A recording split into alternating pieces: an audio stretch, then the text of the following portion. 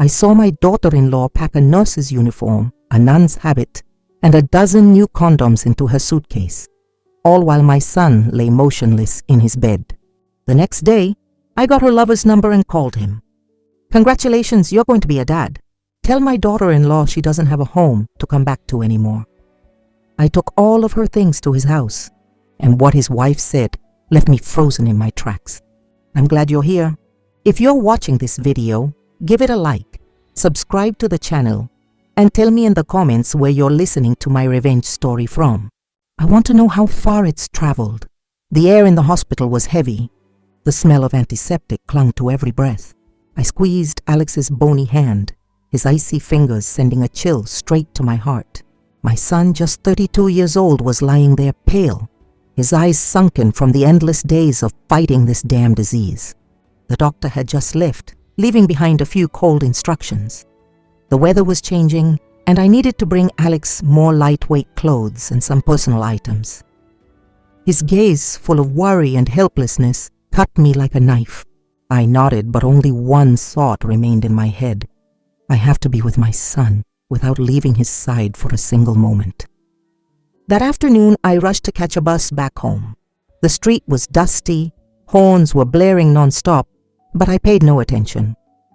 I didn't call Isabella, my daughter-in-law, because I figured I'd just grab a few things and be right back at the hospital. I didn't want to waste a single minute away from Alex. Isabella, who I'd always thought of as a daughter, was constantly telling me how much she loved her husband, how she was taking care of him. I had believed her. I had trusted that she would be my son's rock during these dark days. The house was silent when I walked in. The living room was empty, not a soul in sight.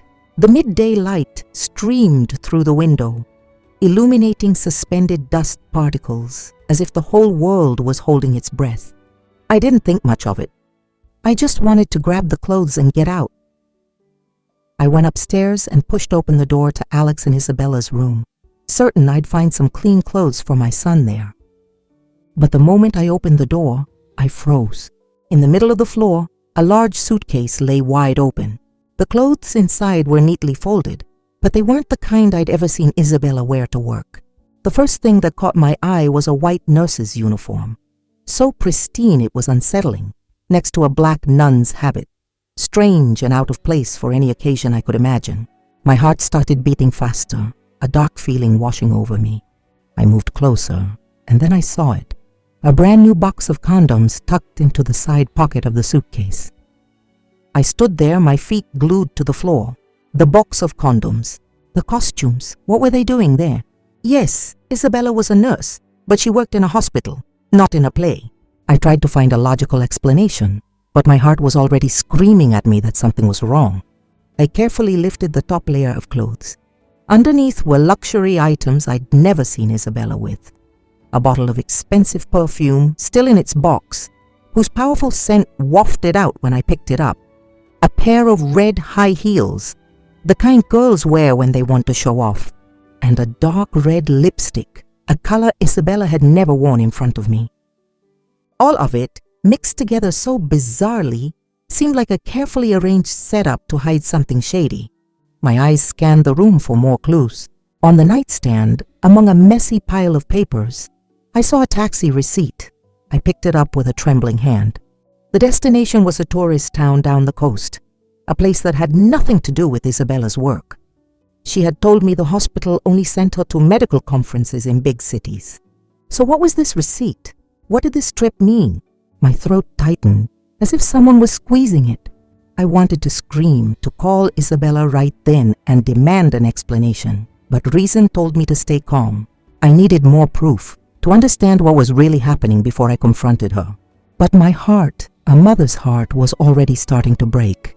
I had spent my whole life protecting Alex, building a home for my son, and now, standing in the middle of that room, I felt like the entire world was crumbling beneath my feet. Before I could piece it all together, a noise from the street startled me. The neighbor's dog was barking loudly, followed by the sound of a key turning in the lock.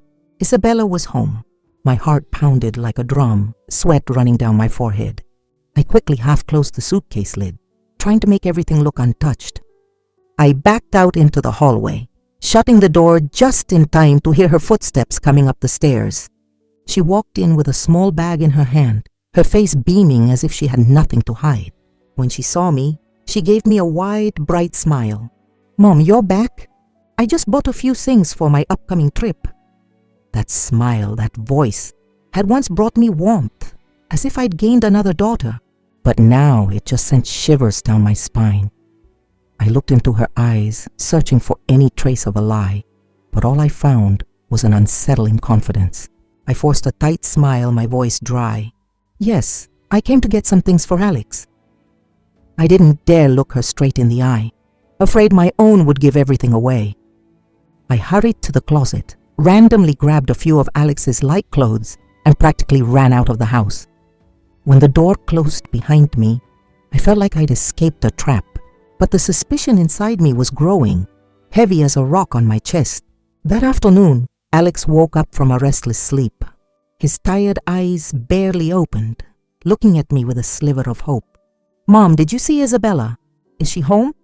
His voice was weak, as if the wrong answer could shatter what little strength he had left. I squeezed his hand, feeling his cold fingers in mine. The pain was tearing me apart, but I only managed a vague reply, "Yes, she's getting ready for a work trip." I didn't want to look him in the eyes, afraid my own would betray the doubts screaming inside me. I turned my face away, pretending to adjust his blanket, when I was really trying to hide the trembling in my chest. Back home, late that night, I couldn't stop thinking about the suitcase and the strange things in Isabella's room. The box of condoms, the nurse's uniform, the shiny red heels, they all felt like pieces of a puzzle I didn't dare solve yet. I had raised Alex with all my love, sacrificing my younger years to give him a good life. And when Isabella came into his world, with her sweet smile and promises of love, I thought he'd finally found a wife who would care for him like I did. But now that trust was crumbling, shattering into pieces that pierced my heart. The house was silent when I walked back in. The ticking of the wall clock marked time steadily, reminding me that it waits for no one, not even for a mother trying to shield her son from a painful truce. I decided I had to get to the bottom of this. I couldn't let doubt eat away at me for another second. I sat down at the dining room table, took a deep breath, and waited for Isabella. She appeared a little later, coming downstairs with a radiant face, as if she had nothing to hide. "Have you had dinner, Mom?" Isabella asked in her usual sweet voice. I nodded, trying to stay calm. "I ate at the hospital. Is your trip so important that you had to prepare so carefully?" I looked her straight in the eye, hoping to catch a flicker of hesitation, a hint of doubt. But Isabella answered instantly, so smoothly it sent a chill down my spine. "Yes, Mom, I have to attend a medical conference in Dallas. It's only for 3 days. It's an advanced training course, very important." She even smiled, her tone full of pride. "The hospital is covering part of the expenses, so I'm taking the chance to get a little rest, too." Isabella's words were smooth, perfect, like a well-rehearsed speech. But I was no longer the naive mother-in-law who believed everything she said. I nodded, pretending to buy her story, but deep down, I knew she was hiding something. "Oh, really? That's nice," I replied in a neutral voice, and turned away so she wouldn't see my distrust. That night, Isabella ate with a strange haste. She practically inhaled her food, glancing at the clock every few moments. "I'm full, Mom. If you don't mind, I'm going to make a quick call to my colleagues about the conference," she said, getting up to clear the dishes with surprising speed. I nodded, but when she left the kitchen, I couldn't help but follow her silently. From the corner of the hallway, I could hear her voice through the living room door. "Don't forget to bring the reservation papers. Don't leave them behind. I want everything to be perfect." Her quiet laugh sounded light, but it cut like a knife. I didn't hear any more because my shadow fell across the hardwood floor, and Isabella hung up immediately, turning with a forced smile. "Did you need something, Mom?" "No, I was just getting a glass of water," I replied, turning away, though I felt my heart clench. "Reservation papers? What kind of medical conference needs reservation papers prepared by someone else?" I went back to the kitchen, my hands shaking as I poured the water. But my mind was fixed on one thing. Isabella was cheating on me. And worse, she was cheating on Alex. After dinner, Isabella cleaned up in a whirlwind and shut her bedroom door with a slam. From outside, I heard the sound of the suitcase being dragged, things being packed in a hurry. I stood in front of my own bedroom door, my hand gripping the arm of a chair, trying to contain the rage boiling inside me. I wanted to burst in, to pound on the door and scream that I knew everything, that I knew what she was hiding. But I didn't. I needed more proof. I had to be sure I wasn't wrong, because if I was wrong, if I accused Isabella without evidence, I would hurt Alex, my son, who was fighting for his life second by second in a hospital bed. I barely slept that night.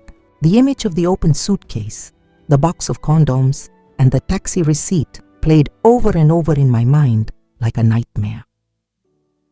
I lay in bed, my eyes wide open, staring at the ceiling, my heart pounding. I thought about Alex, about the days I rocked him as a baby, about the sleepless nights I spent watching over him whenever he was sick. I had done everything to protect him, and now, just when he needed me most, I had to face the possibility that the wife he loved so much was betraying him. Around midnight, a faint noise from Isabella's room jolted me awake. As if pushed by some unseen force, I sat up in bed and walked silently down the hall. Her bedroom door was slightly ajar, and the dim light of a lamp seeped out from inside. I held my breath, pressed myself against the wall, and peeked through the crack. The scene before my eyes made my blood run cold. Isabella was sitting on the bed, a small, sharp needle in her hand, next to the box of condoms I'd seen in the suitcase. One by one, calmly, she poked tiny holes in the tip of each one. Her movements were slow, precise, chilling. Her face under that yellowish light was no longer the sweet face I knew. It was cold, focused, as if she were performing a secret ritual, a meticulously calculated plan. I wanted to scream, to rush in and snatch the needle from her, but my feet felt nailed to the floor. I just stood there, watching as she wiped each condom with a tissue, placed them back in the box as if nothing had happened, and then put them away in the suitcase. Then she turned off the light, and the room plunged into darkness. I went back to my room, my heart squeezed tight as if by an invisible hand. A shiver ran down my spine, making me tremble uncontrollably. The image of Alex, weak in his hospital bed, merged with the image of Isabella, patiently poking holes in the condoms. What was she doing? Why? A terrifying plan began to form in my mind. I didn't want to believe it, but it was too obvious. Isabella wasn't just cheating on Alex, she was setting a trap, something crueler than I could have imagined. I lay back down, but sleep wouldn't come. I hugged my chest, trying to hold back the tears that threatened to spill. I thought about all the years Alex and I had shared, the times I wiped his tears when he failed, the moments he'd hug me and say, "Mom, you're my everything." And now, the wife he loved so dearly, the woman I had trusted, was about to destroy it all. Before I drifted into a light, fitful sleep, I heard Isabella whispering on the phone from her room. "I'm all set. After this trip, you'll never be able to leave me."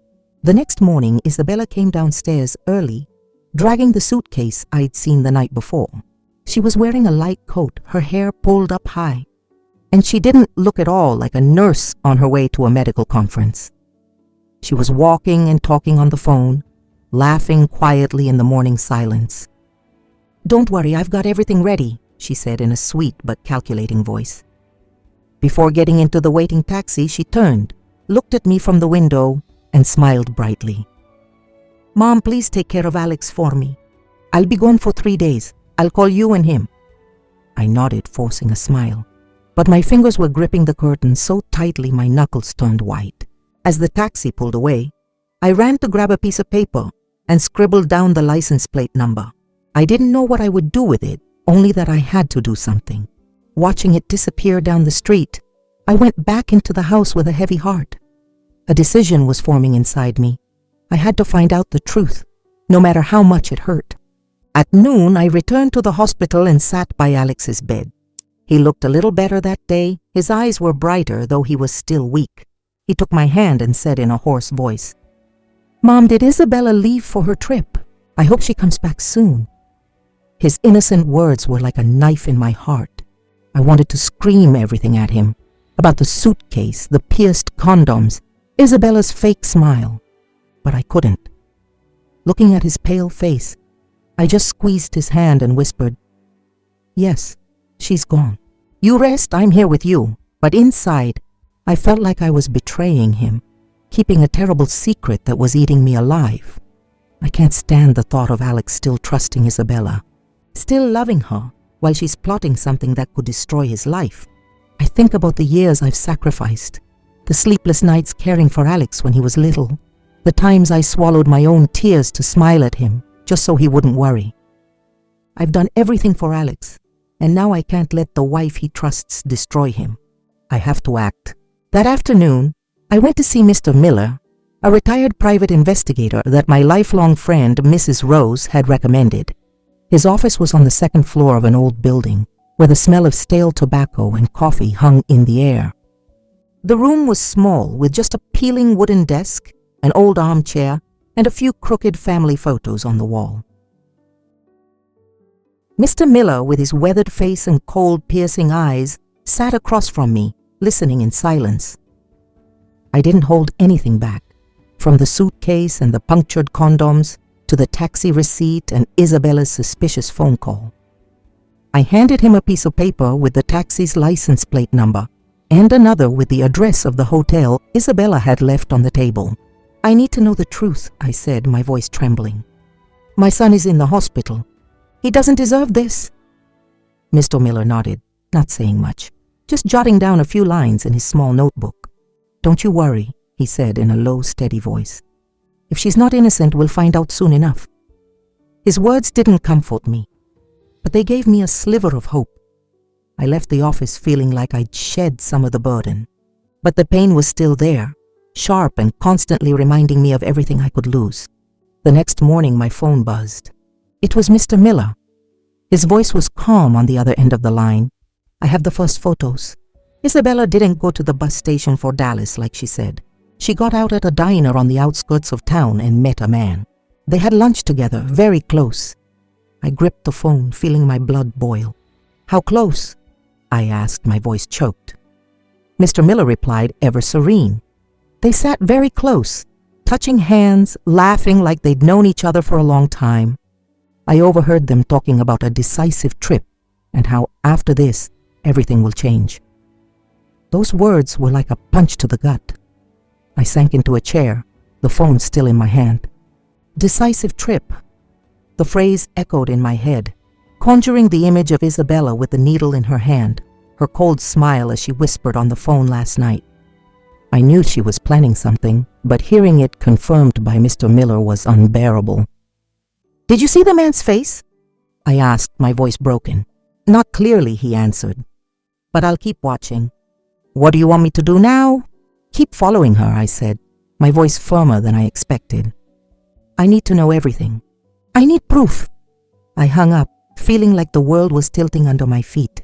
I thought of Alex, of his smile when he talked about Isabella, of the way he'd take my hand and tell me how lucky he was to have a wife like her. Every memory was now a stab wound, cutting deep into my heart. I had trusted Isabella. I had seen her as a daughter. I had opened my home to her. And now what was she doing? Betraying my son, betraying me, betraying everything we had built. That night, as I sat in the kitchen trying to eat a bowl of cold soup, my phone buzzed again, a text from Mr. Miller. I opened it and felt my heart stop. It was a photo, clearly showing the license plate of an old pickup truck. Below it, a short note. "Got a lead on him." I stared at the photo, memorizing every number on the plate. This man, the one Isabella was laughing and talking so intimately with, who was he? Did he know Alex was confined to a bed, so weak he couldn't even sit up? Did he know that every day I prayed for my son's life, while Isabella was planning to destroy it? The next morning, Mr. Miller asked me to meet him at a small corner cafe, where the aroma of roasted coffee beans mixed with old songs on the radio. I got there early, sat at a table in the back, clutching a glass of water, trying to control my shaking. When Miller walked in, with his slow gait and his usual hardened expression, a chill ran down my spine. He didn't say a word, just placed a stack of photos in front of me and sat down. "Look at them," he said, his voice as heavy as stone. I took a deep breath, my trembling hands opening the envelope. The first photo made my heart sink. Isabella sitting in the old pickup truck, smiling brightly next to a man. He, with his messy hair and wrinkled shirt, was leaning toward her, his hand on her shoulder, as if it were the most natural thing in the world. The next image took my breath away. The two of them getting out of the truck, holding hands, walking into a cheap roadside motel with a faintly blinking neon sign. The last photo was the final blow.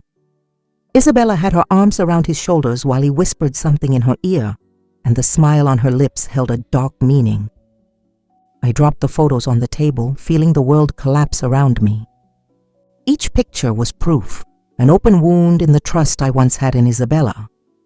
I looked at Miller, trying to keep my voice from breaking. "Who is he?" Miller adjusted his glasses, answering calmly, "The guy's name is Roger Harris, a welder who lives on the outskirts of town. And this is the most important part. He's already married. His wife's name is Maria, and she's a nurse at the public hospital. They have 3 young children." His words were like a slap in the face. Not only had Alex been betrayed, but another family was being destroyed too. Isabella, the woman I considered a daughter, wasn't just cheating on my son. She was meddling in the life of another woman, another mother like me. A wave of fury mixed with deep pain washed over me.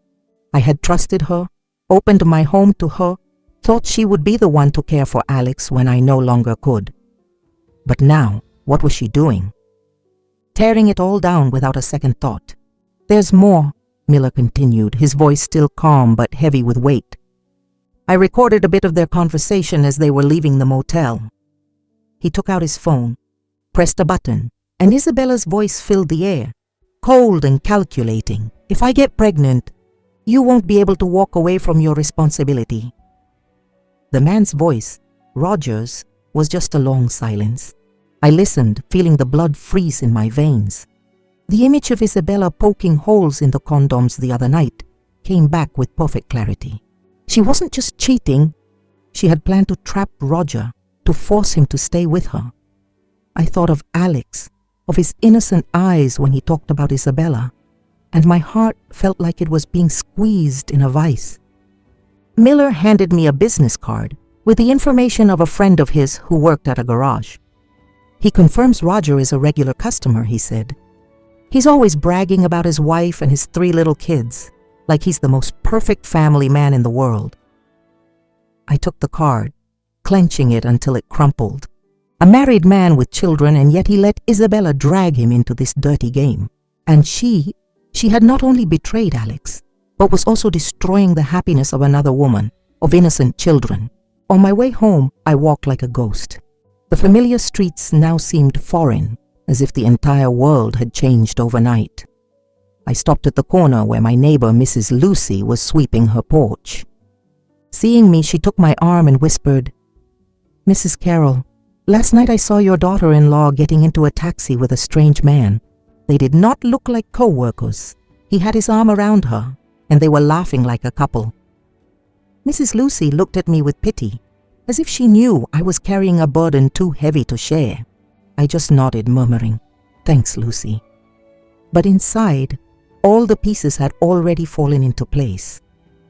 Her words only confirmed what I already feared. That night, I sat alone in the kitchen under the dim yellow light. In front of me were Miller's photos, spread out like cards of fate. Every image was a stab, every detail a reminder that I had been deceived. I saw Isabella in those photos, smiling radiantly next to Roger, and I wondered, when did she become this person? She had sat at this very table, eating the food I cooked, calling me mom with such sweetness. I had believed her. I had loved her. I had thought she would be the one to take care of Alex in my place. But now it was all revealed as a sham. My hands trembled as I picked up the phone. I looked at Roger's number, which Miller had sent me, and I felt my whole body shake with rage and pain. I wanted to scream at him, to ask him how he dared to destroy my family, how he could let Isabella drag him into her sick game. But I knew I had to stay calm. If I wanted to protect Alex, I had to act with a clear head. "It's time to end this charade," I said to myself, with a firmness I didn't recognize in my own voice. I dialed Roger's number. The phone rang and rang, the sound cold and tense, like a countdown to the moment the truth would come out. After a few seconds, a rough, clipped voice answered. "Hello?" I took a deep breath, trying to keep my voice as steady as possible. "Is this Roger Harris?" There was a moment of silence on the other end. Then his voice grew wary. "Who's calling?" I could clearly hear the buzz of a welding torch and the clang of metal in the background, like he was in a workshop. I didn't beat around the bush. I got straight to the point. "I'm Isabella Ramirez's mother-in-law. I'm calling to congratulate you because you're about to be a father."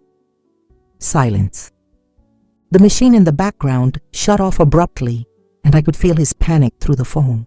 Roger's voice trembled clumsy. "I'm sorry, Mom." "What are you talking about?" I emphasized every word, my tone icy.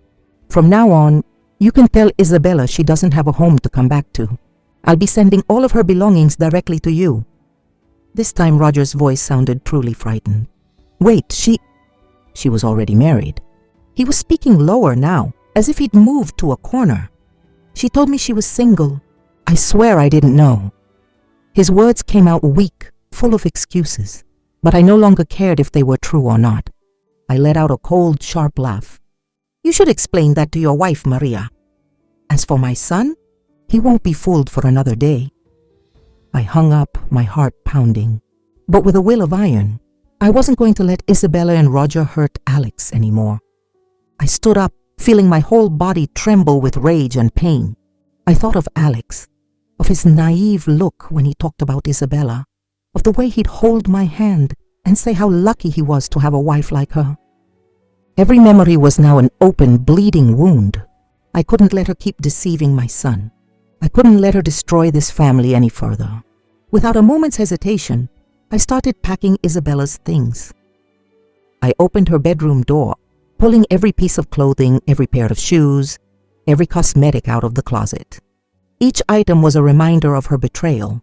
The white nurse's uniform, the red heels, the expensive perfume. I threw it all into cardboard boxes without the slightest remorse. I moved like a machine, not allowing myself to stop, because if I did, I was afraid I'd fall apart. I thought about the meals I cooked for her, the times I hugged her when she cried about work, the times I called her daughter. It was all a bitter joke now. Mr. Ricardo, my kind neighbor, saw me hunched over in the yard and came over. "Is something wrong, Mrs. Carroll? Why are you packing like this?" He looked at the stacked boxes with concern in his eyes. I just shook my head, my voice tired. "Just clearing out some old things, Mr. Ricardo. Could I borrow your truck?" He nodded, not asking any more questions, though his eyes told me he knew something was wrong. "Do you need help with anything else?" he asked. I shook my head again, forcing a smile. "Thanks, I can handle it." As evening fell, dark clouds rolled in. I drove Mr. Ricardo's truck, loaded with Isabella's boxes, toward the area where Roger lived. The dirt road made the truck shake violently, as if mirroring the storm inside me. I gripped the steering wheel, trying to stay calm, but every turn of the wheels brought me closer to a confrontation I wasn't sure I had the strength for. I pulled up in front of a modest one-story house with half-painted walls and a small, weedy yard. Just as I turned off the engine, the front door opened and a woman stepped out. She was wearing a nurse's uniform, her hair pulled back, her face tired but still reflecting a mother's strength. There was no doubt. It was Maria, Roger's wife. I looked at her and for a moment I saw myself, a woman who had dedicated her life to protecting her family, only to be faced with betrayal. I got out of the truck, trying to stay calm, though I was boiling inside. "Hello, are you Maria Harris?" I asked, forcing myself to sound polite. Maria looked at me suspiciously, then glanced at the cardboard boxes in the truck. "Yes, that's me." "I'm sorry, are you?" she replied, her voice soft but cautious, as if she sensed something was wrong. I took a deep breath. the air feeling heavy in my chest. "I'm Isabella Ramirez's mother-in-law," I said, each word torn from a bleeding heart. "And these are all of her things. I think you should know that your husband, Roger, has been having an affair with my daughter-in-law this whole time."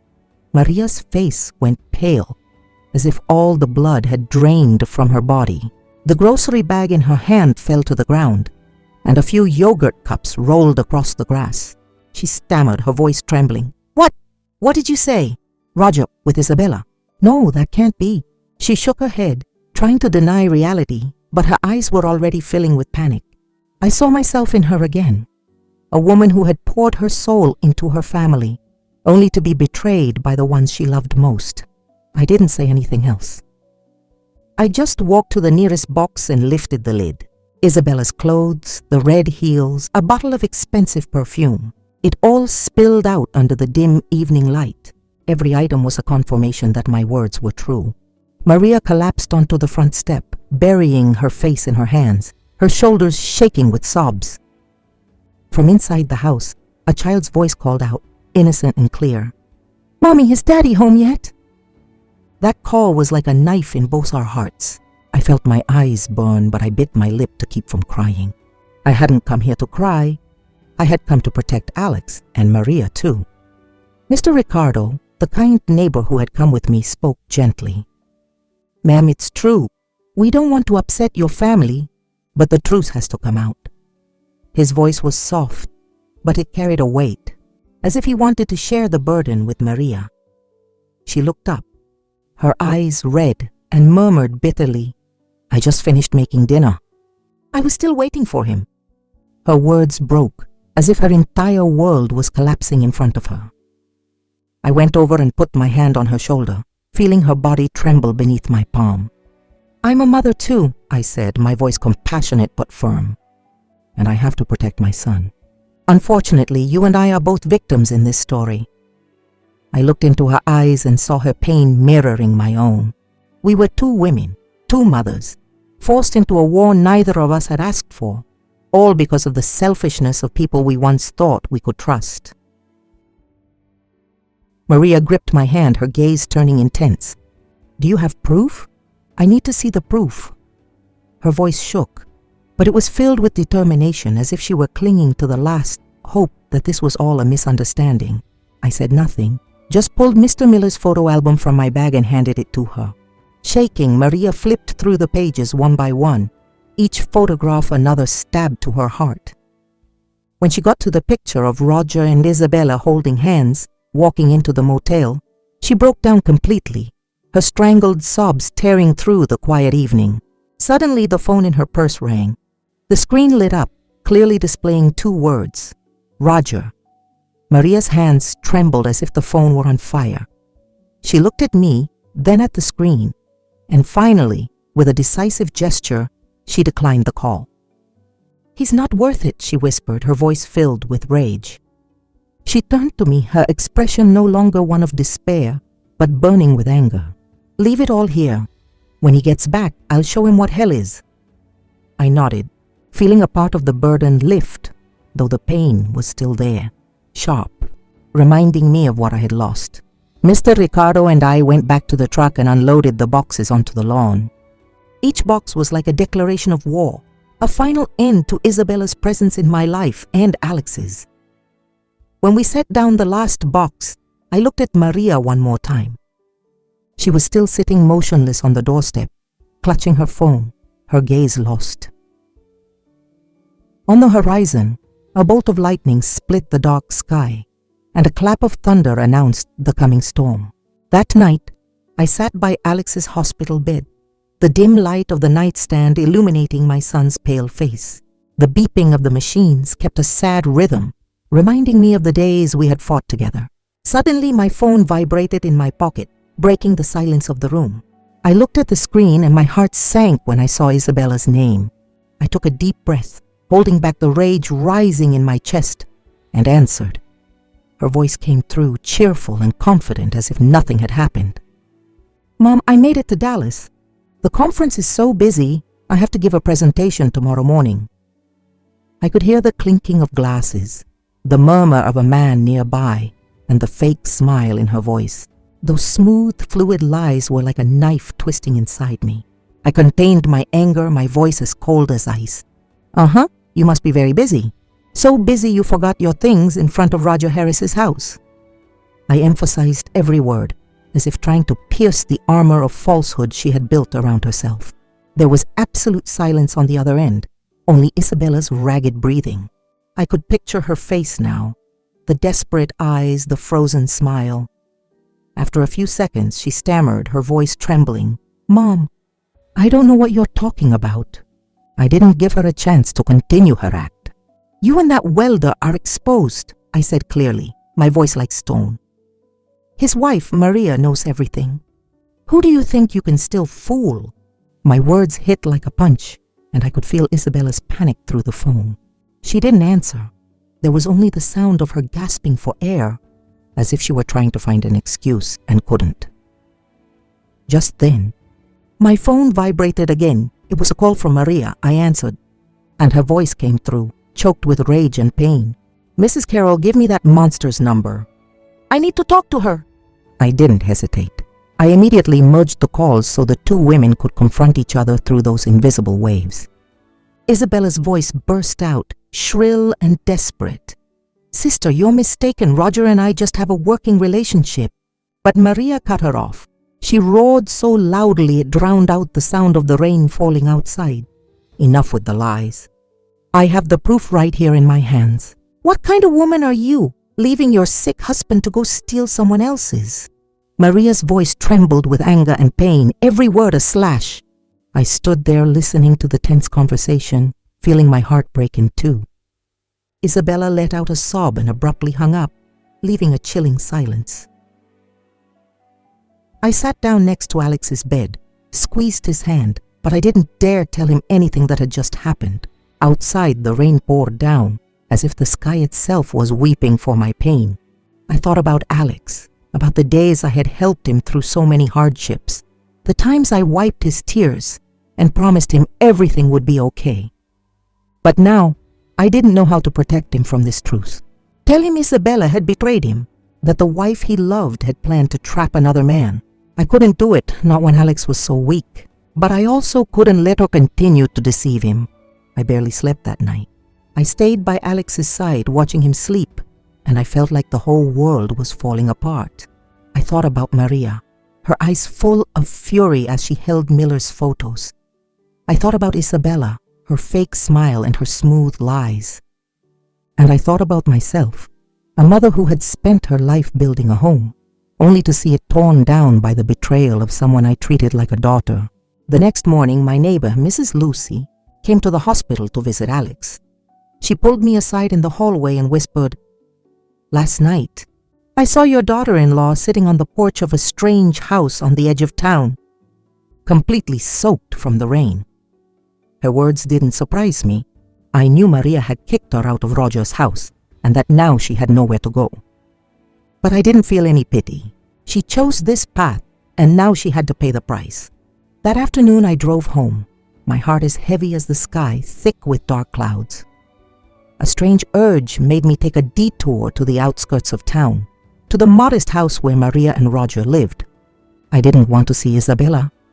I didn't want to face the daughter-in-law who had betrayed Alex, but a part of me needed to witness it with my own eyes, to know that the price of her lies was being paid. The bumpy dirt road led me to the edge of town, where simple houses were scattered among weedy yards. The rain started to fall, heavy drops hitting the windshield, matching the storm inside me. When I stopped the car in front of Roger's house, the scene was exactly as Mrs. Lucy had described. Isabella was huddled on the front step, her hair matted and her soaked clothes clinging to her body. The suitcase and cardboard boxes I'd left yesterday were strewn about in the rain, some of their contents blown by the wind, rolling in the muddy street. The house door was shut, with no signs of life except for the sharp cry of a child from inside, mixed with Maria's furious screams. "I told you to get lost. This is no place for people like you." Her voice was sharp, full of resentment, like a mother protecting her home from an intruder. I stayed in the car, a few yards away, watching Isabella pound on the door, her voice hoarse, almost desperate. "Roger, open up! I need to talk to you. I have nowhere to go." Roger's voice came from inside, weak and cowardly. "Isabella, just go. I can't do anything." His words were like the final knife, cutting off all her hope. Maria immediately silenced him, shouting, "Shut up! I'll handle this. Did you hear that, Isabella? He's already chosen this family. You were just a fling." Maria's shouts echoed in the damp air, loud and relentless. I gripped the steering wheel, my eyes fixed on Isabella. A gust of wind blew her suitcase open. The clothes, cosmetics, the red heels, everything flew out onto the muddy road. Isabella clumsily knelt, trying to gather her things, but the rain mixing with her tears made it all futile. She clutched a soaked piece of clothing, her hands trembling, as if trying to hold on to the last remnants of her collapsed plan. I was still in the car, my heart frozen. I felt no pity for Isabella. She had chosen this path, to betray Alex, to deceive me, and to destroy Maria's family. But in that moment, seeing her huddled in the rain, I didn't feel victorious. I felt a deep ache, the pain of a mother who had once loved her like a daughter, who had believed she would be Alex's support when I was gone. Every drop of rain reminded me that my trust had been betrayed, that the home I built for my son had been violated by someone I once called family. A few neighbors started to gather under their awnings, murmuring, "That's the girl from yesterday, isn't it?" One woman whispered. "What's she doing here?" Another replied. I heard their words, but I didn't turn my head. I didn't need to hear anything else. I already knew the truth, and that truth hurt more than any gossip. Isabella kept pounding on the door, her voice growing weaker and hoarser. "Maria, please. I don't want to destroy your family. Let me talk to Roger." But there was no answer, only the child's cries and the rain falling harder. After nearly an hour of knocking in vain, Isabella gave up. She slumped onto the step, covering her face as she sobbed, her tears mixing with the rain. The yellow light of the street lamp came on, illuminating her broken figure, as if the whole world were witnessing the downfall of a traitor. I sat there watching her from a distance, with no intention of getting closer. A part of me wanted to get out of the car, to scream in her face, to ask her how she could be so heartless. Heartless to Alex, to me, to Roger's own family. But I didn't. I knew this was the price she had to pay, and I didn't need to do anything more to punish her. Life was already doing it for me. Night fell and the rain intensified. I turned the car around and slowly drove away. In the rear-view mirror, I could still see Isabella's figure, small and miserable, huddled under the streetlight. I knew that sooner or later she would be back, and the only place she could think of was my house.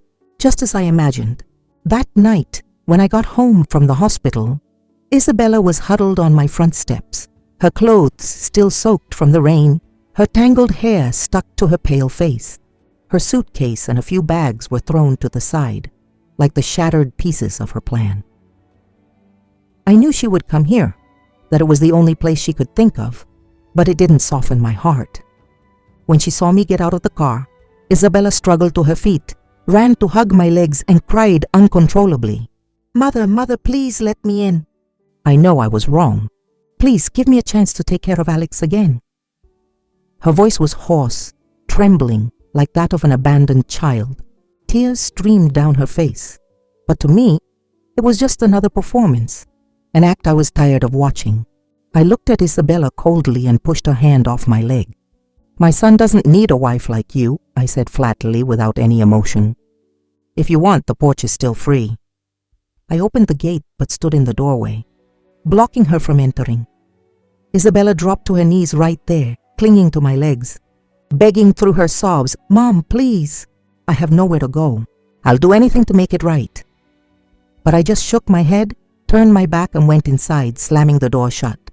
Her cries echoed behind the wood all night, but there wasn't a shred of pity in my heart. I had loved Isabella. I had thought of her as a daughter. I had believed she would be the one to care for Alex in my place. But now, every one of her tears was just a reminder of the betrayal, of the daggers she had plunged into my heart and my son's. I lay in bed, staring at the ceiling, listening to Isabella crying on the porch. Each of her sobs hit my chest like a hammer, but not out of pity for her. I hurt for Alex, for my son still lying in a hospital bed, naive, believing the wife he loved was busy with work. I thought about my years of sacrifice, the sleepless nights watching over Alex, the times I wiped his tears and promised everything would be okay.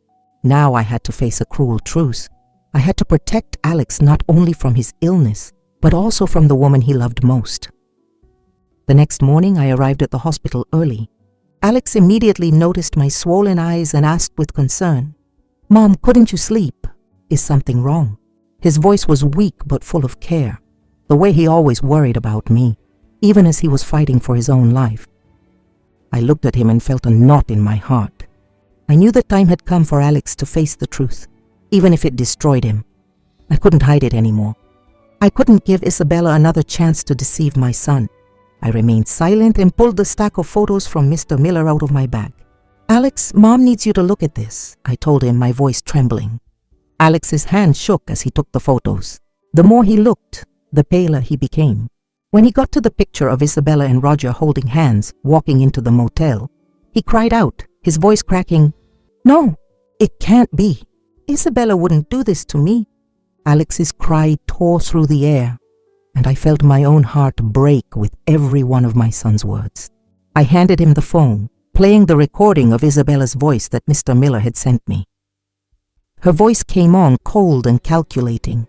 "If I get pregnant, you won't be able to walk away." Alex froze. He dropped the phone, which fell onto the bed, and buried his face in his pillow, sobbing like a child. My son's cries, full of pain and despair, were like a knife twisting in my chest.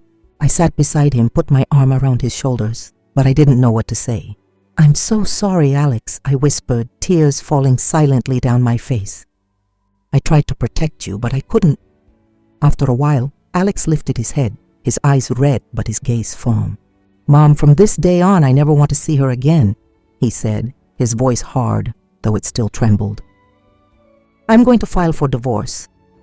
His words were like a ray of light in the darkness, but at the same time, they hurt even more. I knew how much Alex loved Isabella. I knew he had put his whole heart into that marriage, but now he had to destroy it with his own hands, all because of the betrayal of the woman he had trusted.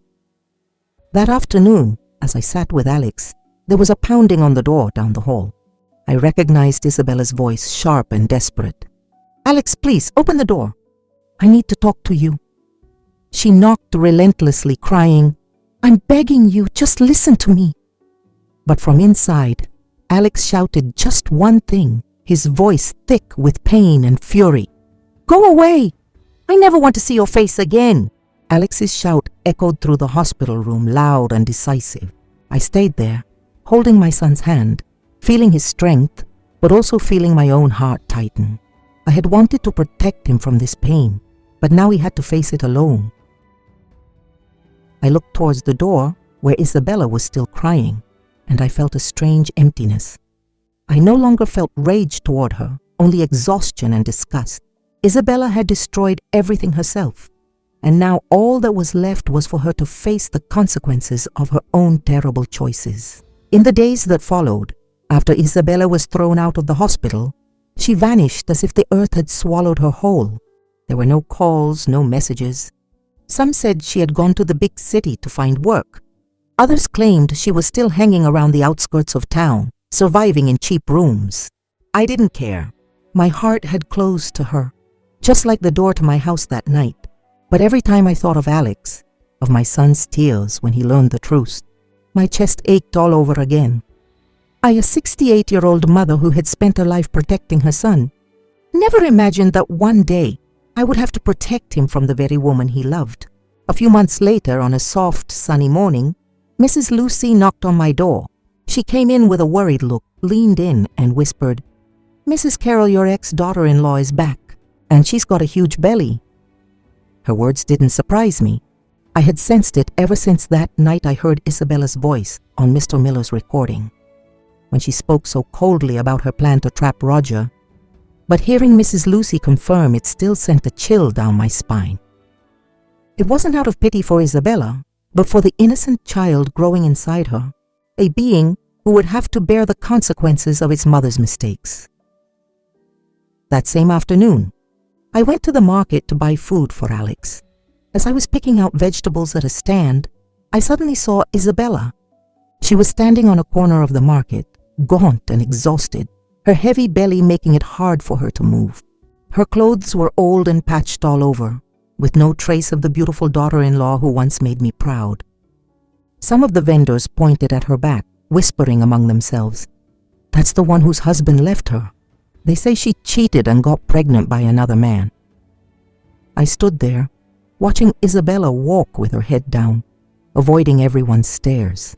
I didn't feel an ounce of pity, just a strange emptiness. She chose this path, and now she was paying the price.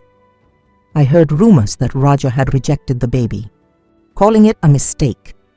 His wife, Maria, upon learning the truth, didn't hesitate to file for divorce, leaving Roger no chance of coming back. I thought of Maria, of the strength in her eyes when she confronted me that day, and I knew she would be fine, just as I was trying to protect Alex. But Isabella, she had no one left, no family, no friends, not even a shred of dignity. Alex, after days of being down, started to regain his strength. His illness was still there, but his spirits had lifted. One morning when I brought him some soup at the hospital, he looked at me and said in a firm voice, "Mom, I already signed the papers for an uncontested divorce. I don't want to be tied to her anymore." I nodded, took his hand, and felt the determination in his eyes. On the day of the hearing, Alex didn't look at Isabella once. She stood in a corner, her head bowed, unable to look up. When the judge declared the marriage over, I saw Alex's shoulders shake, but he didn't cry. He just squeezed my hand tightly, as if to tell me he was ready to move on. It wasn't long before the news spread through town like wildfire. Isabella had given birth to a baby girl in a room in a boarding house on the outskirts of town. The most shameless part, the thing that got everyone talking, was that on the birth certificate, she had listed Alex as the father. When that news reached me, I felt my blood boil. How dare she? How dare she drag Alex into her trap, even after it was all over? I contacted our lawyer immediately. Alex, though still weak, demanded a DNA test without hesitation to prove his innocence. "I won't let her tarnish my name," he said, with contained rage. The result, as I expected, showed that the child was not Alex's.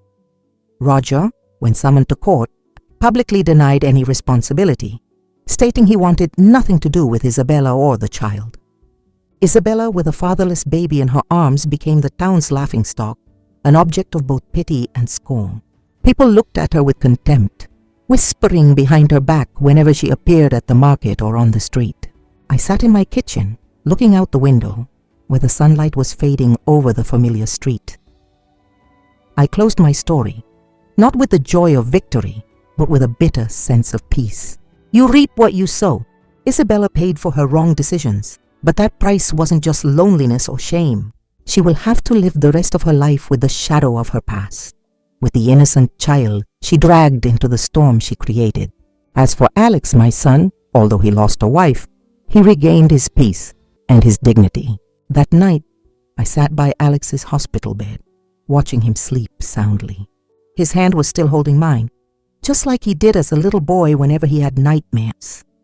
Outside, the church bells rang steady and serene, announcing that a new day had begun. I looked at Alex, and my heart felt lighter than it had in a long time. The storm had passed, and though it left scars, I knew that we, my son and I, would move forward stronger than ever. I have been through all these trials with a mother's heart, and now, looking back, I just want to leave one message. In family life, trust and honesty are irreplaceable foundations. When we give our whole heart to a relationship, betrayal doesn't just destroy happiness. It also leaves wounds that are hard for everyone to heal. But it was from those ruins that I understood that no pain is useless. It teaches us to be stronger, to tell the real from the fake, and to value the enduring bonds of family. Let's live honestly. Let's not turn love into a lie, because in the end, you reap what you sow. and only kindness has the strength to carry us through life's storms. The story you've just heard has had names and places changed to protect the identities of those involved. We're not telling it to judge, but in the hope that someone might listen and stop to think. How many mothers are suffering in silence in their own homes? I truly wonder. If you were in my shoes, what would you do? Would you choose to stay silent to keep the peace? Or would you dare to face it all to get your voice back? I want to hear your opinion, because every story can become a candle that lights the way for someone else. God always blesses, and I am convinced that courage will lead us to better days. Right now on the end screen, I'll leave 2 of the channel's most loved stories. I'm sure they'll surprise you. Thank you for staying with me until this moment.